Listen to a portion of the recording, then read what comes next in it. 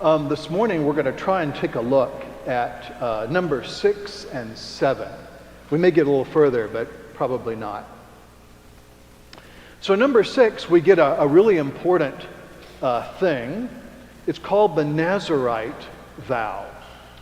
No connection, as far as we know, with the town of Nazareth, although there's some controversy about that. Let me just read to you a part of it, and then I want to say something about its importance in sort of Israel's kind of moral universe.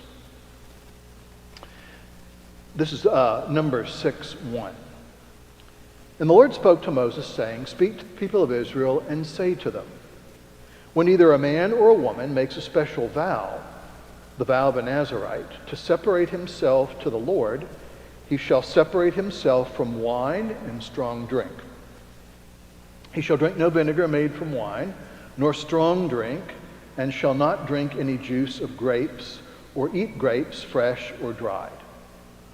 All the days of his separation he shall eat nothing that is produced by the grapevine, not even the seeds or skins.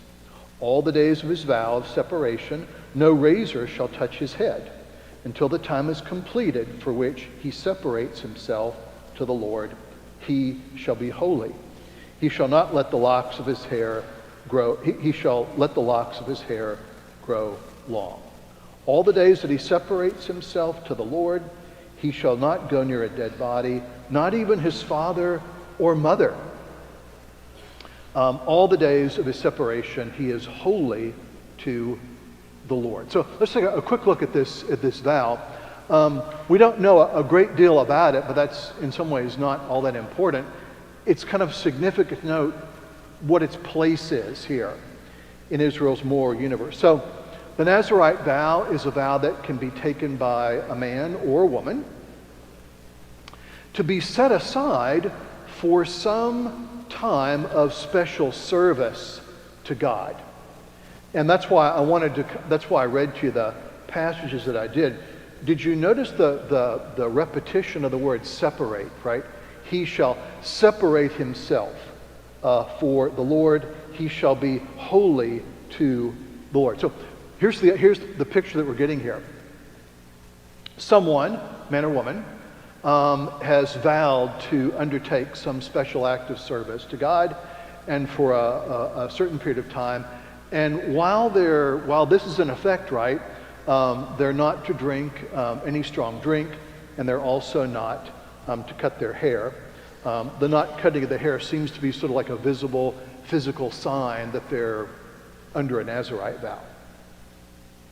But the really important thing to note here is this, that during this time of a vow, this person is considered holy to the Lord because they've set aside this particular period in their life to the service of God.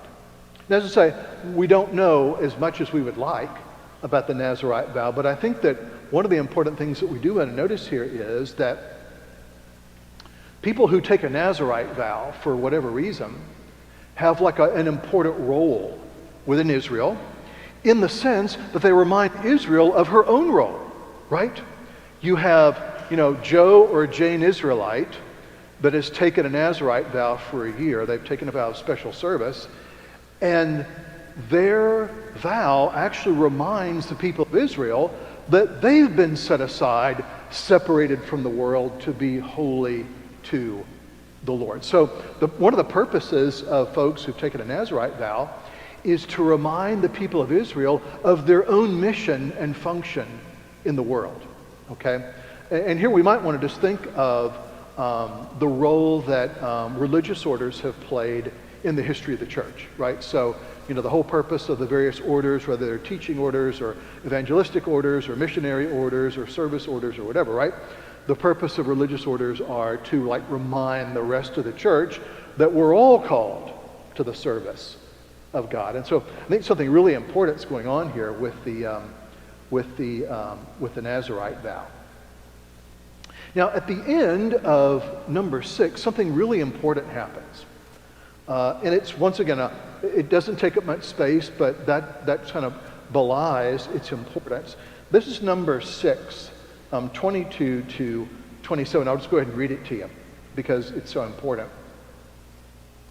And the Lord spoke to Moses, saying, "Speak to Aaron," so Aaron the high priest, "and his sons, saying, Thus you shall bless the people of Israel. You shall say to them." So here God gives Aaron and the priests of Israel a divine blessing to pronounce on the people of Israel. And here we just want to remember, right? Blessings aren't just like saying words. Okay? At the end of the liturgy, right, every Sunday, the celebrant will say, the peace of God, which passes all understanding, keep your hearts and minds, the knowledge and love of God and of his Son, Jesus Christ. And the blessing of God, Father, Son, and Holy Spirit, be among you and remain with you always. That's not just like a speech, right? That's an actual blessing. Okay, so the idea here is that Aaron and his sons are kind of being invested with the authority to bless the people of God on God's behalf. Okay, they're not giving their own blessing because they don't really have one to give. Rather, they've been in effect empowered to offer God's blessing on the people of Israel. And here's the blessing: the Lord bless you and keep you. The Lord make his face to shine upon you and be gracious to you. The Lord lift up his countenance upon you and give you peace. And then it concludes by this: So shall they put my name upon the people of Israel, and I will bless them. So once again, this isn't just Aaron or one of his sons, kind of saying a formula, but rather it is a blessing pronounced on the people of Israel, and therefore it has a kind of an effectiveness about it. Once again, I think a good analogy would be, at that moment in the marriage liturgy, like in the prayer book, right, where after the couple has exchanged their vows, right, the priest says, now that John and Jane have exchanged these rings and exchanged these wedding vows, I announce to you that they are husband and wife in the name of the Father and of the Son and of the Holy Spirit, right? That is what we're being told here is that these two people have now been united as husband and wife by God. Okay, this is like really important. That's why we call it the marriage covenant. Okay, so really important. So Aaron and his sons are now kind of authorized to pronounce this blessing on the people of Israel. And there are two things about it we want to notice. First of all, notice that God intends to bless his people. Okay? That is, it's not just that the people of Israel have been brought together, they've been given, right, a kind of a law that kind of holds them together, that tells them how to behave, that kind of separates them from the rest of the sinful and pagan world, and they've been given a mission. All that's happened. But now there's something else that's happening, and that is God is in effect sort of like empowering them to live into the covenant that they've made. It's a God-empowered covenant form of service. So God intends to bless his people. And I think this kind of casts a light on the paradoxical nature of sin, right? The whole paradox of sin is that God actually wants to bless us, and sin is our resistance to that blessing, right? All our acts of sin are us saying, "Oh no, God, I really don't want your blessing. I'll create my own, thank you very much." So oddly enough, right, sin is this kind of odd action where we actually sort of turn away from God's blessing to seek blessing somewhere else. And we'll see how this unfolds in the history of Israel. A final thing that's really important here is number 6:27. God tells Moses, "So they," Aaron and his sons, "shall put my name upon the people of Israel, and I will bless them." Now notice what's going on here. And I'm going to point out a New Testament analog to this. The people of Israel have made a covenant with God. They've been drawn out of the kind of sinful, fallen, pagan world. They've been given a new order to live by. They've been given a mission from God, and now something else has just happened to them. God has put his own name, capital N, capital A, capital M, capital E, the name. He's put his name on these people. They literally bear the name of God. There's a New Testament analog of this, and this occurs, of course, at the end of the Gospel of Matthew, which we call the Great Commission, right? So Jesus tells the disciples to go out into the world, to teach all that he has taught, and then to do this. Now the 11 disciples went to Galilee, to the mountain to which Jesus had directed them, and when he saw them, they worshipped him, but some doubted. And Jesus came and said to them, all authority in heaven and earth has been given to me. Go therefore and make disciples of all nations, baptizing them in the name of the Father, the Son, and the Holy Spirit. Same thing's happening in the New Covenant, right? Just as in the Old Covenant, the people of Israel literally are bearing God's name. The same is true for us. And what that means, I think, in kind of practical everyday terms, is we've been given the task, the mission, of in effect being God's representatives in the world. That is a weighty and awesome task, and it's a task I think that we kind of have to kind of constantly be reminded of, right? Because that's the task. Now, let me say just a few words about number 7. When we get to Numbers 10, we're going to see that the people of Israel are finally going to leave Mount Sinai after having been there since Exodus 19. But they can't leave until one more thing happens. So there's one final thing that needs to happen before they can leave Mount Sinai, and that is the tabernacle, the tent of meeting, God's dwelling place on earth, has to be consecrated and set up. So that's essentially what chapter 7 is about. So it's a long chapter, so let me just kind of draw a couple things out of it that I think are really, really important. Just sort of a note about Israel's worship in general, so that we are kind of clued in to what's going on here. It's really important that the worship, that Israel's worship, is given to her, but it involves physical things. Okay, so there's the tent of meeting, in which God dwells. There's the Ark of the Covenant that has the testimony of the law of Moses. There's the mercy seat, which sits on top of it. There are the Levites. There are the priests that have been consecrated. There's all the furnishings of the tabernacle. That is, one of the things that's going on here that we don't want to miss is that God is actually using physical things from creation to sort of bind his people to him.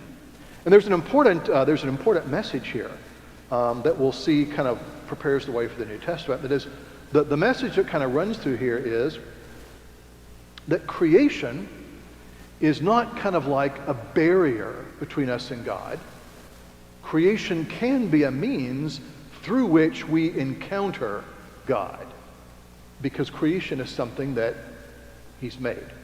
As C.S. Lewis so cleverly says in his book, Mere Christianity, God likes matter, he invented it. Okay? Now, why is this important? Well, like a lot of things in the Old Testament, right? It's preparing the way. And I think maybe the best way to sort of get a sense of this, we'll be talking about this as time goes on, but a really quick way I think of making this point is to jump ahead just for a moment to the first chapter of the Gospel of John. When John kind of in his own somewhat unique way provides a summary of the gospel, right? Remember, so as John 1 begins, right? In the beginning was the Word, and the Word was with God, and the Word was God. All things were made through him, da-da-da-da-da, and all that. And then the announcement of the gospel from John's perspective. And the Word became flesh and dwelt among us. That is, it's really important to see here that all this physical stuff in the Old Covenant is preparing us for something that's going to take place in the New Covenant. The course, is the incarnation. So we just want to kind of be careful with that. Now, the consecration of the tent of meeting is really interesting, and a lot of things happen, but I think we can summarize it by saying this. First, the tent of meeting, which will be replaced by the temple in 1 Kings when Solomon builds the temple. The temple's consecrated over a period of 12 days. And what happens is that on each one of those days, one of the 12 tribes brings forward offerings, things that will be used inside the tabernacle, plates and vessels and things like this that will be used. Almost like let's say over a period of time, every family in St. Peter's, right, got together and somebody brought a chalice and somebody brought a paten and somebody brought a processional cross and all that. Well, what's going on here with that action? Well, I think it's this. By bringing forward these gifts to be used in the tabernacle, there's a twofold acknowledgement. Acknowledgement number one is that the people of Israel are committing themselves and their resources to the service of God, right? That is, they know, right, that everything that's going to be used in the context of the tabernacle, everything that's going to be used to mediate God's presence to them has been given by the 12 tribes of Israel. It's not just, Moses didn't sort of sit, get on the internet and order, an Ark of the Covenant from arkofthecovenants.com and it was sent UPS, okay? It's that all this is actually coming from the people, and therefore, right, what they're doing is they're acknowledging, they're committing themselves and their resources to the service of God. Another thing that's going on that's also important as well, and that's this. Remember I mentioned, I think 2 Sundays ago, that wherever the people of Israel stop, the Ark of the Covenant or the tabernacle is always in the middle of the tribes with the 3 tribes here, 3 tribes here, 3 tribes here, 3 tribes here, arranged around the 4 sides. Once again, the idea here is that God in his dwelling place among the people of Israel is always to be central, right? So this act of giving isn't just simply, okay, yeah, here's the stuff, here, Aaron, here are 5 plates, okay, now get busy. It's an acknowledgement that what goes on in the tabernacle is at the very center of Israel's life. So I think it's a really important emphasis. Now, to get the tabernacle consecrated, another thing happens. And this is in Numbers 784. We have a series of what are called dedication offerings that take place. And we get a listing of them. We get the burnt offering, the grain offering, the sin offering, the peace offering. All these then are offerings are made in the context of the tabernacle. Now, we talked a little bit about this when we were walking through Leviticus, but I think it might be appropriate to kind of just say another word about sacrifice here, because that's what inaugurates the tabernacle. So what is sacrifice, and why do the people of Israel practice it? Well, first of all, I think what we have to do is we have to avoid our kind of maybe stereotypical notion of sacrifice, whereby we think, oh, sacrifice, that's where like we like give things to God, and in our willingness, right, to give up things for God, we show that we're like really good people, right? I sacrificed such and such, instead of watching, endless episodes of my favorite TV show, I prepared for my Bible study this week, and that just shows that I'm super spiritual and wonderful. That's not it. I'm not doubting that you're super spiritual and wonderful, by the way. I'm just saying that's not the meaning of it. The idea here is that all sacrifice in Israel really has one purpose. All sacrifice is literally a physical reminder that everything the people of Israel have has come from God. right? So if God's the creator, right, what could you possibly give him that isn't his already? Nothing, right? So the idea here is, the idea of sacrifice, right, is sacrifice is sort of a teaching thing for sinners, right? Because we tend to think that we kind of run things, right? So the purpose of sacrifice is, right, by repeatedly offering things to God in these three forms, right, you're constantly being reminded that literally everything you have has come from God. And that's why you have anything to offer, quote unquote, at all. Okay, this is almost like those of you who have like smaller children, right? When when you've given children like money to buy you a birthday present, right? The idea isn't, right, that that they've just gone out and spent their money. They just spent your money, but they're doing something to show gratitude to you, right? That's kind of what's going on here with sacrifice in Israel. So the idea here is that as Israel offers sacrifice to God in whatever form, it's a way of the people being reminded that everything they have literally has come from God. And this is to be done on a repeated basis over and over and over because, right, as sinners, right, we tend to kind of stray off the path pretty easily. And so we need to be reminded again and again and again and again and again.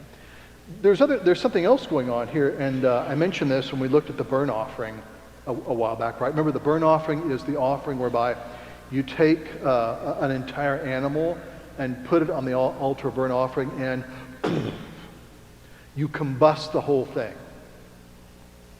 Kind of like a out-of-control backyard barbecue. That is the idea, right, is you're offering the whole animal to God. And this is a way of actually offering yourself. Okay, so we're going to see that what God's really after from the people of Israel is not getting things from them, but what he really wants from them is themselves, right? He wants their wholehearted dedication. He wants them to offer themselves to him. That's the goal of all this. And that's what's going to be happening in the tabernacle over and over and over.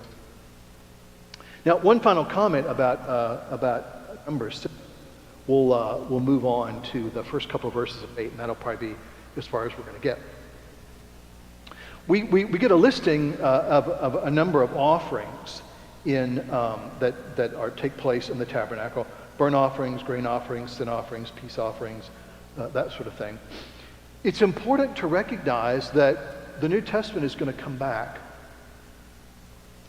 and it's going to see Christ's offering on the cross as the fulfillment of all these offerings. Okay? That is, the New Testament is going to look back, and it's going to look at all these offerings: burnt offering, peace offering, sin offering, Passover offering, Day of Atonement offering, all these offerings, right? It's sort of going to see that all these offerings kind of have had one really important purpose, and that is they're pointing the way to like the one offering, which is, of course, Christ's self-offering on the cross. And there's a really important aspect to that, I think, that needs to be underlined, right? The thing that's really important, and this occurs in that passage from Ephesians that I read to y'all a while back. The important thing about Jesus' self-offering on the cross, right, is it's a complete self-offering, right? In the sense that Jesus holds nothing back from God, okay? And the idea here, right, is that actually should be the normal human pattern in the creator-creature relationship, right? Nothing should be held back from the Creator. Because oddly enough, right, everything surrendered to the Creator, miraculously, always gets handed back to us more than we offered. Okay, that is, God isn't interested in taking things from us. Rather, God takes what we offer and then actually gives it back and gives more back than we than we actually gave in the process. We kind of see an example of this, right, every Sunday. Every Sunday we offer, right, we have a thing called an offertory, where bread and wine are brought up to the altar, just ordinary bread and ordinary wine, or ordinary bread and, pretty good port is offered. Not the best port, but pretty good port. Those things are offered, right? We offer them to God, and then they're given back to us as Christ's body and blood. That's how offering works in the Old and the New Testament. Okay, that's kind of the basic principle of offering. So we offer ourselves to God, we die to ourselves, but then we get back a new self. So this is a really important principle of offering. One final thing, let's take a quick look at Numbers 8. Numbers 8, I think it's 1 through 4. Something else happens in terms of the consecration of the tabernacle, and that is the lighting of the lamp that's in the holy place, not the most holy place, but it stands right in front of the curtain that separates the holy place from the most holy place. And here's what it says. Now the Lord spoke to Moses, saying, "Speak to Aaron and say to him, when you set up the lamps, the 7 lamps shall give light in front of the lampstand." And Aaron did so. He set up his lamps in the front of the lampstand as the Lord commanded Moses. And this was the workmanship of the lampstand, hammered work of gold. From its base to its flowers it was hammered work, according to the pattern that the Lord had shown Moses. So he made the lampstand. And we kind of saw that pattern back in Exodus. We saw God giving Moses the pattern for this particular lamp. So on one hand, right, this lamp serves a practical function. It's lit inside the tabernacle and therefore provides light so that those who are in there, the priests, can sort of see what's going on. But obviously it has a deeper significance than just providing physical light, right? It also represents something. It represents the light of God shining on his people, kind of leading them out of darkness, okay? So it's important to remember as we'll see a little bit, we'll see more of this later. We saw it back in the book of Exodus. Remember that as God leads his people, by day it's a pillar of cloud, and by night it's a pillar of fire.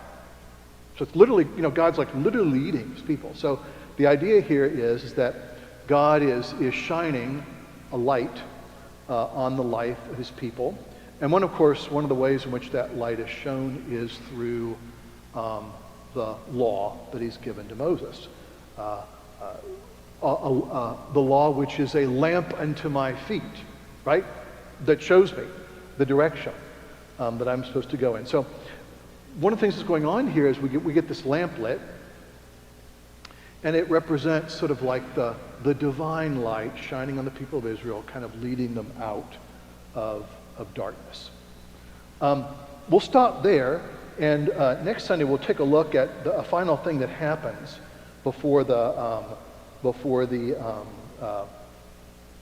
tabernacle is consecrated. And that is, we'll see the consecration of the Levites who will serve in the tabernacle. And then one final thing's going to happen before the journey to the Promised Land can begin. And that'll take place in Numbers 9. And that thing, of course, will be appropriately the celebration of the Passover. Right? So as the people of Israel get ready to head to the Promised Land, the final thing that they'll do at Mount Sinai is they'll celebrate their deliverance from Israel. And they'll be reminded of why they are a people to begin with and how it was that they got to the place that they're at. And then, maybe 2 years from now when we get to the Book of Deuteronomy, one of the things that we'll see is that some find Deuteronomy irritating because, Moses is always talking about remembering things. It's almost, and it kind of like reminds you of your mother. Did you do your homework? Did you put your shoes away? Did you? Moses is like constantly reminding the people of Israel about what God's done. And the purpose of that reminding is really crucial. Once again, right? The idea is that one of our problems as sinners is one of the first things to get deleted from our memories is what God has done for us. Delete. And so we have to kind of be reminded of that over and over and over. And Deuteronomy will do a really good job of doing that.